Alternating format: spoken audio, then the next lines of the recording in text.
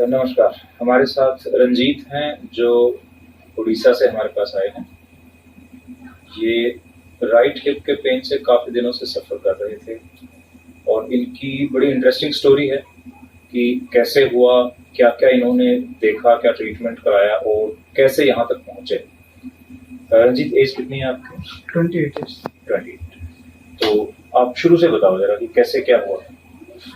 शुरू में तो पहले दर्द नहीं होता था। नहीं, बचपन में जैसा बताया। बचपन में जब मैं 3 साल का था तो मेरा एक पाँव में थोड़ा टूटा था। तो पापा ही ठीक बता पाएंगे कि क्या आप हुआ। बताइए। और क्या इसका पैर मतलब वो इसका भाई जो था ना वो टान दिया था, समझे ना। तो गोदी में उसका माल पकड़ी थी तो नीचे टान दिया था उतारने की वजह से। उस टाइम से मतलब वो प्रॉब्लम हुआ। तो क्या प्रॉब्लम? दर्द होना शुरू हो गया। कहाँ? यही राइट कूल्हे में दर्द होगा। कूल्हे में दर्द होना। ठीक है। जब हम लोग डॉक्टर को दिखाए, पहले तो मैं उधर गांव में दिखाया कि यहाँ जो थोड़ा बालिश वालिश बैठाते हैं उनसे करवाया तो कुछ हुआ नहीं। फिर डॉक्टर को दिखाए तो वहाँ एक्सरे हुआ तो उसने बोला कि आपको मेडिसिन से ठीक होगा। जी। चलना फिरना पूरा मुश्किल हो गया था इसका, एकदम खड़ा भी नहीं हो पाता था। और उसके बाद वो जब डॉक्टर से दिखाया पटना में तो उसके बाद वो धीरे धीरे सुधार हुआ। चले पूरा अब तक मतलब वो मैट्रिक तक ज्यादा प्रॉब्लम कुछ भी नहीं आया। ठीक है। और उसके बाद से फिर वो अपने आप को पैर छोटा होने लगा, थोड़ा लंगाने लगे, दर्द भी होने लगा।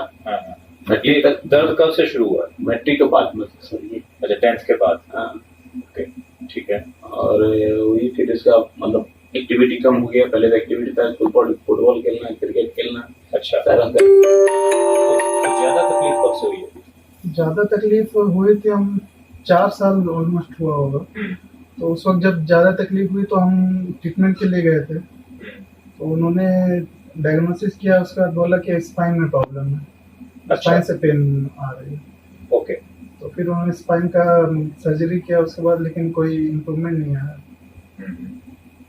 तो उसके बाद अभी 2.5 साल हो गए सर्जरी को, तो अभी फिर हम लोग ट्रीटमेंट करते हैं। आज की डेट में आपको क्या क्या दिक्कत है? आज की डेट में खड़ा नहीं हो रह पाते ज्यादा देर, सिर्फ स्टिल एक जगह खड़ा हो, जैसे खाना बनाना हो खड़ा होकर, तो उसमें बहुत पेन हो जाता है। कितनी देर मैक्सिमम खड़े हो सकते हैं? 10 मिनट खड़े होने के बाद वो पेन होना स्टार्ट होता है। सिर्फ हिप में पेन होता है, पूरी लेग में पेन होता है? पूरे लेग में पेन होता है। तो वो पाँव मूव नहीं हो पाता है, वो जैसा है उसको मूव करने के लिए बहुत पेन होता है। आप चलना चाहो तो कितना डिस्टेंस चल लेते हैं? हम अगर अभी चले तो 1.5 किलोमीटर तक चल पाएंगे, लेकिन उसके बाद फिर बहुत पेन होता है। 1-1.5 किलोमीटर। और लंगड़ा के चलते हैं? टांग छोटी भी लगती है? टांग छोटी है। जैसे सीढ़ी चढ़ना है, टॉयलेट में बैठना है? टॉयलेट में, इंडियन टॉयलेट में बैठने में बहुत दिक्कत होती है।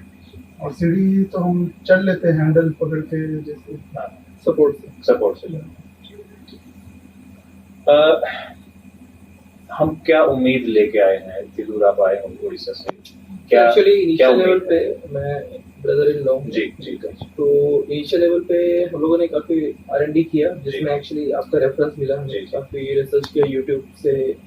तो मैं बेसिकली मुंबई में रहता हूँ, वहाँ पर भी काफी डॉक्टर्स को रेफर किया है। कोकिलाबेन हॉस्पिटल है। तो इनिशियल डायग्नोसिस पे काफी डॉक्टर ने बताया ये एवियन का केस है, जैसा कि कल मैंने बताया था आपको। एवियन के केसेस में फिर थोड़ा हम लोगों ने कोशिश किया कि हम ऑपरेशन को कैसे अवॉइड कर सकते हैं। जी। तो उसके लिए समझ में आया कि स्टेम सेल थेरेपी कुछ है जो हेल्प कर सकता है। बट आपकी कुछ वीडियोस देखे और आपके रिव्यूज पढ़े जो आपके पुराने जो भी पेशेंट्स के ट्रीटमेंट थे, तो थोड़ा कॉन्फिडेंस जागा हमें। तो मतलब मैं इंसिस्ट कर रहा था इसे मुंबई आकर के करते, क्योंकि वहाँ पे बहुत सारे स्पेशलिस्ट हैं ऑलरेडी हिप ट्रांसप्लांट के लेकर के। लेकिन जब रिव्यूज वगैरह देखा तो ऑब्वियसली सब इंक्लाइंड हुए। फर्स्ट ऑफ ऑल रंजीत ने ही प्रेफर किया, फिर हम लोगों ने थोड़ा माइंडसेट बनाया, तो फाइनली वी आर हियर। तो 2 चीजें सामने आई हैं रंजीत की बात से कि नंबर 1, डायग्नोसिस में प्रॉब्लम। पेशेंट को स्पाइन सर्जरी तक करा ली है पेशेंट ने, क्योंकि पेशेंट को आपने देखा, बता रहे हैं कि पेन यहाँ से शुरू होता है और नीचे तक जाता है। इससे कई बार कंफ्यूजन हो जाता है और कई बार सर्जन को लगता है कि शायद ये डिस्क प्रॉब्लम है और उसकी वजह से ये प्रॉब्लम है। तो उनकी डिस्क सर्जरी हो चुकी है, जिसका कोई फायदा नहीं है ऑब्वियसली। सेकेंड प्रॉब्लम, जब हमें इनको पता चला कि हिप में प्रॉब्लम है, जब ये कंफर्म हुआ, उसके बाद भी कंफ्यूजन था। उसके बाद कंफ्यूजन ये था कि एवीएन है, एवास्कुलर नेक्रोसिस है, और उसके लिए इन्होंने स्टेम सेल थेरेपी को भी कंसिडर किया। तो यहाँ भी हम प्रॉब्लम में है। अब एक्सरे का देखेंगे तो आपको समझ आएगा कि एक्चुअली एवियन नहीं है। एक्चुअली जो हिप है वो सॉकेट से बाहर है बचपन से ही। हालांकि रंजीत काफी सारे काम कर पा रहे थे, लेकिन उनकी सॉकेट कभी बनी ही नहीं। तो अगर हम डायग्नोसिस यहाँ भी गलत कर देते तो शायद हम स्टेम सेल में अपना टाइम और पैसा और बर्बाद करते। तो आज हम रंजीत का non cemented ceramic hip replacement कर रहे हैं MIS टेक्निक से, और मुझे पूरी उम्मीद है कि आज शाम को ही ये अपने आप चलना शुरू करेंगे और 1-2 दिन के अंदर ही सीढ़ियाँ चढ़ना और बाकी सारी एक्टिविटीज शुरू कर देंगे। तो इनके एक्सरे की जो डिटेल्स हैं आपसे शेयर करेंगे कि ये किस तरह का केस है और आफ्टर सर्जरी हमने इसको कैसे मैनेज किया। Thank you.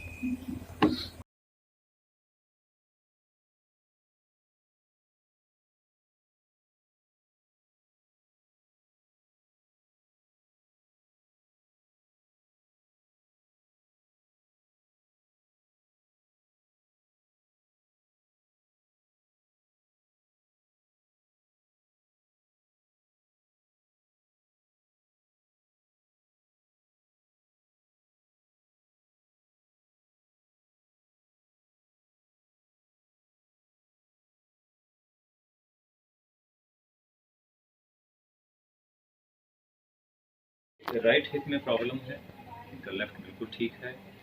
सबसे पहली चीज़ हम देख सकते हैं थाई का थिकनेस। अगर हम देखें तो बहुत अच्छा मसल्स हैं लेफ़्ट साइड में, राइट साइड में पूरा वेस्टिंग है, डायमीटर ऑलमोस्ट 50% रह गया। और अगर यहाँ आए, दूसरी चीज़ जो बहुत ऑब्वियस है, इनकी लेंथ अगर हम देखें, अगर डिफरेंस देखें लेंथ में तो आप देखिए लगभग 1.5 इंच का डिफरेंस है। जब इनकी सर्जरी होगी, जब डिफॉर्मिटी करेक्ट हो जाएंगी तो कुछ दिनों के बाद पेल्विस करेक्ट होगा और ये लेंथ पूरी इक्वल हो जाएगी।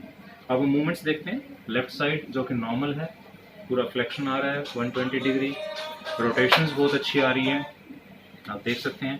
पूरा अबडक्शन एडक्शन पूरा रेंज ऑफ मूवमेंट अच्छा आ रहा है। अब हम आते हैं राइट साइड जहाँ प्रॉब्लम है। फ्लेक्शन काफ़ी अच्छा है, 90 तक आ रहा है। अगर हम रोटेशन देखें तो आप देखें पूरा पेल्विस मूव कर रहा है, रोटेशंस ऑलमोस्ट निल है, कोई खास मूवमेंट्स नहीं है, पूरे पेल्विस पे मूवमेंट्स हो रही है। और अगर अबडक्शन करते हैं तो आप देखिए पेल्विस पूरा मूव कर रहा है, बिल्कुल अबडक्शन नहीं है। और रोटेशंस अगर इस प्लेन में देखते हैं तो थोड़ा सा मूवमेंट्स हैं, around 20 degree each, but flexion में जो इनके रोटेशंस हैं बिल्कुल निल है। तो मुझे पूरी उम्मीद है कि जब हम सर्जरी करेंगे तो इनकी मूवमेंट्स बहुत अच्छी आएंगी and he will be able to walk normal. का एक्सरे है, इसमें सबसे पहली चीज़ आप नोटिस कर सकते हैं कि इधर जो इलायक बोन है वो कितनी ऊपर आ गई है, पेल्विस हमारा पूरा टिल्ट हो गया है। नॉर्मली ये बिल्कुल एक लेवल पर होने चाहिए, पर ये पेल्विस हमारा इस तरफ ऐसे टिल्ट हो गया है, जिसकी वजह से शॉर्टनिंग बहुत ज़्यादा लग रही है, 1.5 इंच की शॉर्टनिंग लग रही है। अब हम पहले नॉर्मल हिप देखते हैं। ये बॉल है और ये सॉकेट है, ये लेफ्ट साइड है। अगर हम राइट साइड में देखें तो एक्चुअली इनकी बॉल पूरी भी कभी बनी ही नहीं है। जो बचपन में चोट लगी थी उसके बाद से बॉल कभी प्रॉपर फॉर्म ही नहीं हुई है। और ये सॉकेट है जो यहाँ से बननी शुरू हुई थी, पर पूरी बन नहीं पाई, क्योंकि कभी भी इसमें प्रॉपर आर्टिकुलेशन, बॉल और सॉकेट का एक आर्टिकुलेशन जो होता है, जो जोड़ बनता है, वो कभी बना ही नहीं है। सिर्फ इतना ही पार्ट अंदर है, बाकी सारा पार्ट बाहर है। और ये बचपन से ऐसे ही चलते आ रहे हैं, इसलिए इनको शॉर्टनिंग थी। और जब ये बच्चे थे, जब इनको पता नहीं चला, ये थोड़ा सा शॉर्टनिंग के साथ चलते रहे, पेन नहीं हुआ। लेकिन अब जैसे 25 के बाद थोड़ा बॉडी वेट बढ़ता है, थोड़ी सी फिजिकल डिमांड्स बढ़ती हैं बॉडी के ऊपर, तो इनको पेन होना शुरू हुआ है और ये आर्थराइटिस शुरू हो गई है। तो इसमें कोई भी साइन नहीं है कि इसमें कभी एवियन हुआ था या इसमें कोई स्टेम सेल से कोई फ़ायदा हो सकता है। अब इसमें हमारे लिए चैलेंज क्या है कि ये सॉकेट जो बनी ही नहीं है, हमें फिर से क्रिएट करना पड़ेगा। और इसी तरह इस जो नेक फीमर है, इसको पूरा नीचे लाकर उसके उस लेवल पर लाकर उसके साथ ज्वाइन करना पड़ेगा। इससे हमारी कुछ लिम्ब लेंथ हम अभी गेन कर लेंगे इमीडिएटली, लेकिन कुछ महीने तक जब पेशेंट चलना शुरू करता है और ये पेल्विस धीरे धीरे करेक्ट होता है तो इनकी पूरी लेंथ गेन होगी। यानी कि सर्जरी के इमीडिएटली बाद भी थोड़ी सी शॉर्टनिंग रहेगी, जो कि हमने पेशेंट को पूरी तरह एक्सप्लेन कर दिया है। और मुझे उम्मीद है कि 3-4 मैक्सिमम 6 मंथ्स तक इनकी पूरी लेंथ गेन हो जाएगी। रंजीत का ये सर्जरी से पहले का एक्सरे है जो हम पहले भी एक बार एक्सप्लेन कर चुके हैं। इसमें आप देख सकते हैं पेल्विक टिल्ट है बहुत ज़्यादा, राइट साइड का जो पेल्विस है बिल्कुल ऊपर चला गया है। इनका जो हिप जॉइंट था पूरा डैमेज था, पूरा डिस्ट्रॉयड था, और जो ट्रोकेंटर है वो ऊपर की तरफ माइग्रेट कर गया था। तो इन दोनों रीजन्स की वजह से इनको 1.5 इंच की शॉर्टनिंग थी। जो अब का एक्सरे है इसमें आप देखेंगे पेल्विस बिल्कुल बैलेंस्ड हो गया है। जो हिप जॉइंट जो हमने नॉन सीमेंटेड लगाया था उसकी वजह से ट्रोकेंटर नीचे आ गया है, और जो ट्रोकेंटर हैं दोनों बिल्कुल सेम लेवल पर है। इसी वजह से इनकी लेग बिल्कुल इक्वल हो गई है।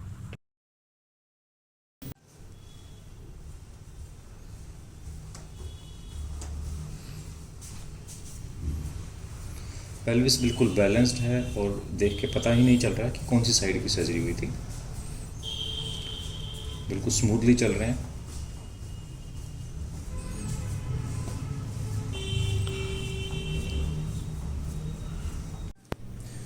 रंजीत के सर्जरी के 5 महीने हो गए हैं। राइट पहले हम लेफ्ट देखते हैं जो बिल्कुल ठीक था इनका, इसमें मूवमेंट्स अच्छी थी।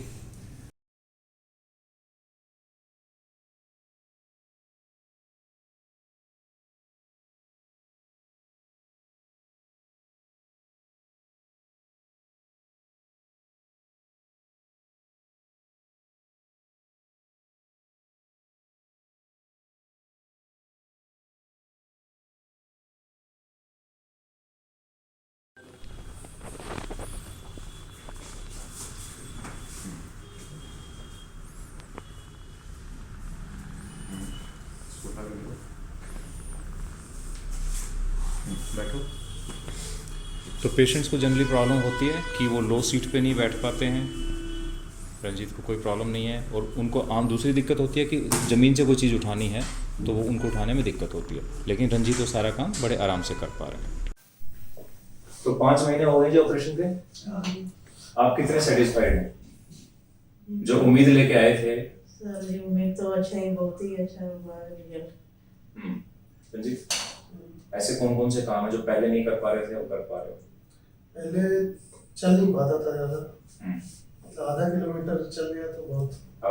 अभी ऐसा टेस्ट नहीं किया कि मैं कितना चल पा रहा हूँ, मैं चलता हूँ तो चलता हूँ। ऐसा नहीं है कि अब बस अब तक गया, ऐसा नहीं होता। पेन की वजह से? पेन की वजह से नहीं होता। और बहुत सारे काम है, किचन में खाना बनाना पड़ता था तो वो नहीं कर पाता था मैं, क्योंकि ज़्यादा देर खड़ा, एक पर टांग छुटा था तो ऐसे ही खड़ा रहना पड़ता था। अच्छा, उस टांग पे ज़्यादा वजन डालना पड़ता था। अब चलने में भी बराबर पता है। तो रंजीत जो वीडियो हमने दिखाया आपको सर्जरी से पहले, उसमें इनकी टांग छोटी थी, लंगड़ा के चल रहे थे, दर्द भी था, वो सारी चीजें ठीक हो गई हैं, टांग की लंबाई बराबर हो गई है, और MIS टेक्निक की वजह से अब ये जमीन पे भी बैठ पा रहे हैं, चौकड़ी भी लगा पा रहे हैं। हालांकि अभी उकड़ू बैठने में, जो इंडियन टॉयलेट में बैठने में, उसमें थोड़ा सा इनको टाइट लग रही है मसल्स, पर मुझे लगता है प्रैक्टिस के साथ वो ठीक हो जाएगा। हाँ जी सर, क्या कहना चाहते हैं? मैं कहना तो ठीक है, सारा मतलब अच्छा ही हुआ है। अच्छा हुआ है। जो हम लोग देखे हैं, जो सोच के आए थे वो अच्छा ही हुआ है। अभी और 2 दिन बाकी, 1 साल में और बेहतर और इम्प्रूवमेंट होगी, डेफिनेटली। होगा। आप जैसे बहुत सारे पेशेंट हैं, बहुत सारे यंग लोग हैं, क्या कहना चाहते हैं उनको? मैंने तो बहुत लेट कर दिया, मुझे लगता है, और पहले कर लेना चाहिए था। क्योंकि बहुत सारे पेशेंट डरते हैं अभी कि पता नहीं क्या होगा ऑपरेशन के बाद, ये होगा। तो आपका एक्सपीरियंस क्या कहता है? मेरा एक्सपीरियंस करता है कि सर, अभी पहले मैं किसी भी गैदरिंग में वगैरह जाता था तो कॉन्फिडेंस लेवल बहुत डाउन रहता था, क्योंकि लोग ऐसे, पहले तो जो भी लोग मुझसे मिलते थे तो पूछते रहते थे क्या हो गया तुम्हें, कैसे ये लंगड़ा क्यों रहे हो, क्योंकि पहले तो मैं नहीं लंगड़ाता था, कुछ समय बाद ही लंगड़ा रहा था, तो फिर वो अच्छा नहीं लगता था सबको जवाब देना वगैरह। तो अभी मुझे सही लगता है, अपना कॉन्फिडेंस भी सही रहता है, पर्सनल लाइफ प्रोफेशनल लाइफ ये भी सही है। तो इससे इम्पोर्टेंस पता चलती है कि ये सिर्फ डेली एक्टिविटीज या प्रोफेशनल वर्क के लिए नहीं है, इवन पेशेंट का जो एक सोशल स्टेटस होता है, एक पेशेंट का जो मॉरल स्टेटस रहता है, उन चीज़ों पे भी फर्क पड़ता है। पेशेंट का जो कॉन्फिडेंस होता है, जो लोगों से बात करने का, मिलने का, तो पेशेंट अब सोशल गैदरिंग को अवॉइड नहीं करता है। क्यों? क्योंकि उनको पता है कि कोई नोटिस ही नहीं कर पा रहा है कि कौन से पैर का ऑपरेशन हुआ था। ठीक है जी, थैंक यू वेरी मच।